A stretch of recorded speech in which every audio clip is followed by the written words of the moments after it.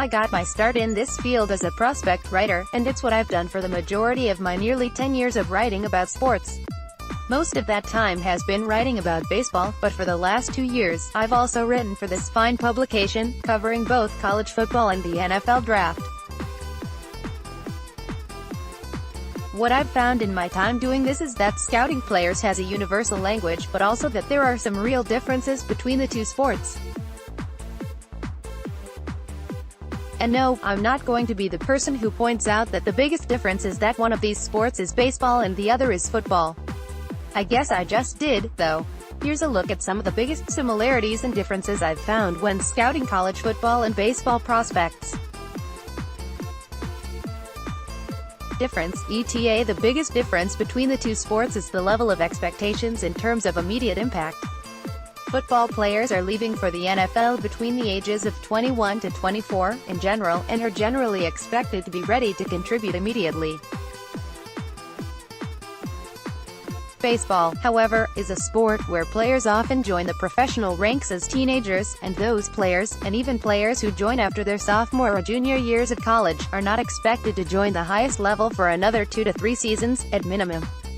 Basically, it means we're judging how well a prospect can fit onto an NFL team immediately or close to it, and in baseball, it's very much about projecting the long term.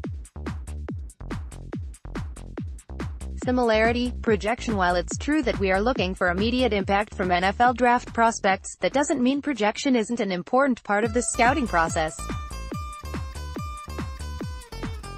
On the contrary, in both sports, you have to look at body types. In baseball, we're looking at pitchers who are going to add muscle and hopefully add velocity as they fill out. In football, we look at how interior linemen can get stronger to stick at that position, or maybe more importantly, how likely they are to stick at a certain weight so that it doesn't become an issue. There are certain body types you look for in both sports: high-waisted, lean, long-armed, etc. The projectability in terms of body type comes up more in baseball, but they're certainly used in both. Similarity, non-reliance on stats. At some point, you may have heard the term stat scouting. If you're not familiar, it's essentially the practice of determining a player's worth based on his statistical output. In both sports, this can be dangerous, especially at the amateur levels. The level of competition is a big reason for this, as NFL or MLB prospects are often going up against players that have no chance to play professionally. They're also very likely playing with players that won't go past their current level, and that can hurt their numbers, as well. If you're just looking at the numbers for prospects, you're missing a very large part of the story. Difference, application of stats. You can't rely on stats, but that doesn't mean you can't use them. That'd be silly. As I've said several times and heard from several talent evaluators in some form, use the stats, don't let the stats use you. How you use the stats in both sports, however, varies wildly. I've found that analytics, sometimes a dirty word to scouts, are easier to decipher in some areas than others. For instance, in football, using something like missed tackles for running backs can be great. It's determining how much value a player is creating on his own.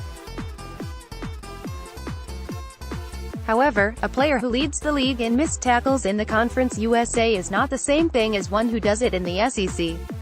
In baseball, an on-base percentage is a valuable thing, but at the high school and college levels see those stats inflated because pitchers are terrified of throwing to anyone worth a darn, and college players are also far more likely to run into a pitch than they are at the professional level.